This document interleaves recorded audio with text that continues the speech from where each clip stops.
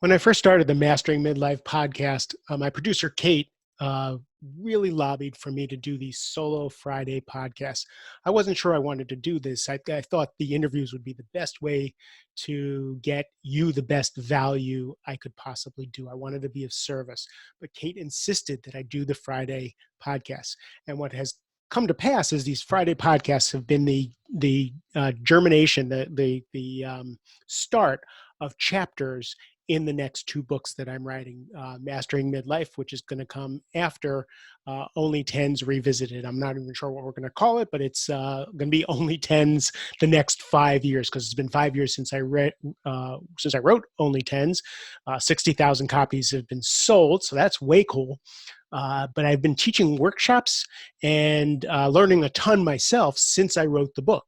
So the Friday podcasts have really helped me bring to life what the new chapters are going to be. But now, also, since I'm writing the two books, we can go the opposite way. I'm writing chapters in the books that also I'd love to bring to this podcast and share with you while we're waiting for the book, because I'm also hoping that all of you will, all 40,000 of you will buy the new book. But before the book comes out, I want to just kind of use this as an opportunity to give you some of the tidbits of what I've learned over the last 5 years since I wrote Only Tens. And this particular one is when to speak up. So you have a challenge and you're stuck on something. What do you do about it? Remember, and we've talked about this a ton of times on this podcast, that everything that you want, everything that you need, a lot of your problems, most of your problems can be solved by a tough conversation, a sweaty palm, nerve-wracking palm, but authentic and honest, vulnerable conversation. That's usually what's needed to get through.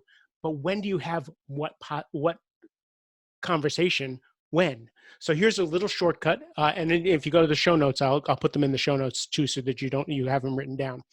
But so what I do is I break it down in a workshop, and I'll say, okay, so what's the challenge? So the first challenge is a resentment, and I've talked to you before about this. If I have a resentment, the first thing I check is with me. If I'm thinking somebody else should be doing something, somebody shouldn't be doing something, they're annoying me, they're bothering me, I look at my own self. So if I have a resentment, I check and see, what boundary haven't I set? Are they overstepping something and I haven't spoken up? Or have I not asked for what I want? Are they not doing something simply because I haven't asked, or I haven't asked strong enough, or I haven't told them how important it is? Maybe I have asked and they haven't done what they asked, so I haven't enrolled them into helping me.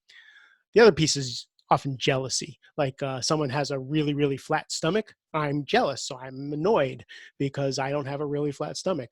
Someone has more money, I haven't worked as hard to get it. So that's that. The jealousy is a tricky one, but if you can notice it in yourself, you're going to be way more empowered when you realize, I just wasn't as committed to whatever result I see over here with me.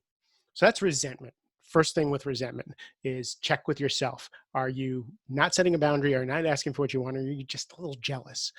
The next is overwhelm. What happens when you're overwhelmed? Oh my God, I feel overwhelmed. Overwhelm is about having fear of not getting all the things done you think you're supposed to be getting done in the time you think you have allotted. So what do I do when I feel overwhelmed? When I talk to my clients, it's, can things be delegated? Can I get help? Can I ask for help?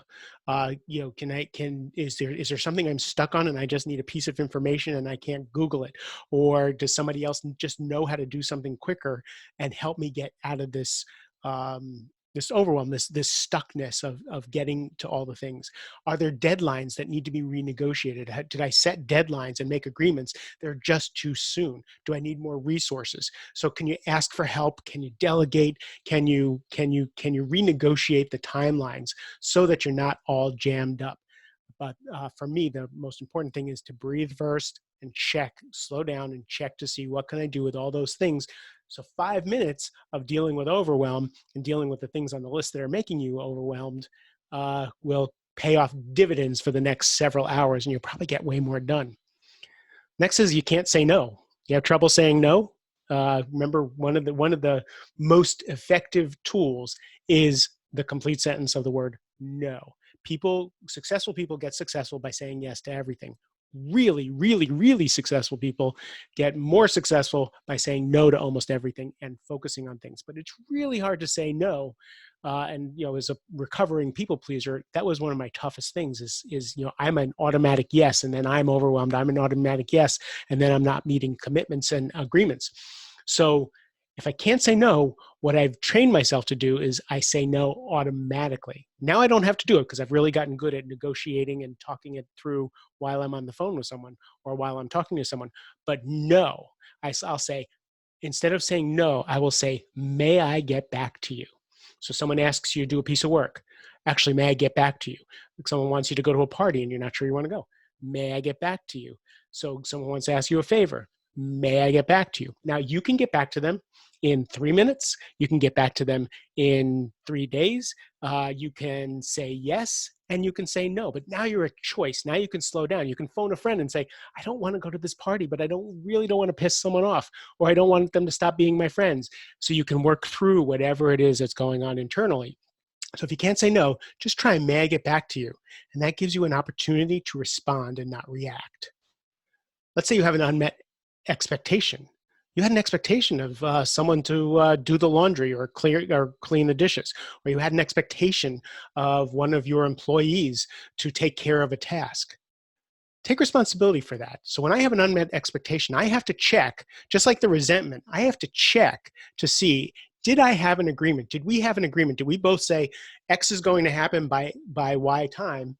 And they said, yes, I can do X by Y time. If you don't have an agreement, then your unmet expectations are just you talking to yourself. So if you didn't get, and with teenagers, when my kids were teenagers, we would actually have them write out the agreement. So we had a signed agreement because an employee and a teenager can talk circles around you. So make sure that you're checking on your agreements when you feel like a resentment because there's an unmet expectation. Hey, you want something? This is another trigger. This is another challenge. You just want something. Have you asked for it? You've heard about most salesmen aren't successful unless they can ask for the sale. That's everything. Check out your 3 or 4 or 5-year-old who wants some ice cream or wants a toy. They are relentless. They ask for what they want. We are taught to not ask for what we want. I really was loath to ever speak up and say my opinion, say my what preferences I had, again, as a recovering people pleaser. And now what I've learned is to ask for what I want. And it's miraculous because most people want to meet that. So if you want something, give it a shot. Try just voicing it out in the world. What do you want? Let's say you didn't understand something, or you're sitting there and working on something at work, and I'm writing a whole chapter on this, is asking for clarification. Asking for help and asking for clarification are really tough things because we don't want to look stupid. We can, if we really work and research hard enough all through the night, we might be able to get the answer or figure it out when someone can help us in 5 minutes. My friend Varian Brandon says, if you can Google that, don't be asking me. And I think that's hysterical. So if you can Google it, if you can YouTube it, I mean, how much have you ever learned to do on YouTube? It's incredible. So if you can YouTube it or Google it, don't be asking anybody. If you know where the answers are, don't ask someone. But if it's really slowing down the project, if it's slowing down your work, if it's bogging you down, you can't figure it out yourself, or it's going to take hours where it'll take someone else 5 minutes. Get the guts to ask for help. Get the guts to ask for clarification. If you're not one who is badgering the person in the cubicle next to you, they'll be happy to help. If you're someone who doesn't help themselves, of course they won't want to do that. So, but you know who you are. And every one of my listeners are people who are owners of their own experience, so they don't ask too often. In fact, you probably tough it out more than you should. When you're scared, now fear is another challenge, another trigger of what do I need to do? Fear is a tough one. So again, there's a whole chapter on just the fear of little tasks of getting things done. But if you have a big fear, a little fear, get support. phone a friend. That's why it's so important to have a posse. Get someone who you can say, you know what, I just don't want to call this customer and tell them that I screwed up on their invoice. I don't want to call this business partner and tell them I need to renegotiate terms. I don't want to make this phone call. Can talk it through and then bookmark it with someone. So if the fear of taking an action is overwhelming, you don't need to do it alone. And my favorite when there's a fear to do anything is Mel Robbins' 54321. She wrote an entire book. It actually can be put on an index card. If you're scared of doing something, you have just a few seconds to get past that fear before your lizard brain talks you out of doing it. So as soon as you think you need to pick up the phone and call someone, or as soon as you need to do something, you go 5, 4, 3 and do it, and just move right past it. So that I like that one a lot. But for fear, I try never to do it alone. So that's resentment, overwhelm. You can't say no, unmet expectations. You want something you didn't understand, fear. They're all difficult conversations and asking for support and asking for what you want and setting boundaries. Again, I'll put in the show notes my little chart of how to do this. But remember now at the end of every one of my presentations, I put a little slide up that says 1% increments. Try little things. You don't have to go hog wild. Just find out if you have a resentment and it's not too scary. Just see if you can have one small conversation. If you can't say no, just give it a shot. Just say, may I get back to you? Hang up the phone and then go, do I want to do that? Do I not want to do that? Can I do it? Can I do it? And then call them back. So everything you want is on the other side of a sweaty palm conversation. And if you can master or even just sheepishly learn how to have these conversations, your life will improve 100-fold. Hopefully this is helpful. If it is helpful, please share the podcast. Finding out that we have way more streams than we ever thought. This podcast is getting really popular, and I'm so grateful to you. If you have any topics you want me to cover, please do so, and give us a rating. Give us a review. That helps the podcast also.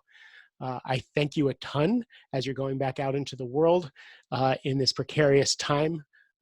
Just be kind to yourself, be kind to everybody else, drink a lot of water and get lots of rest. All right. Love you. Have a great rest of the day.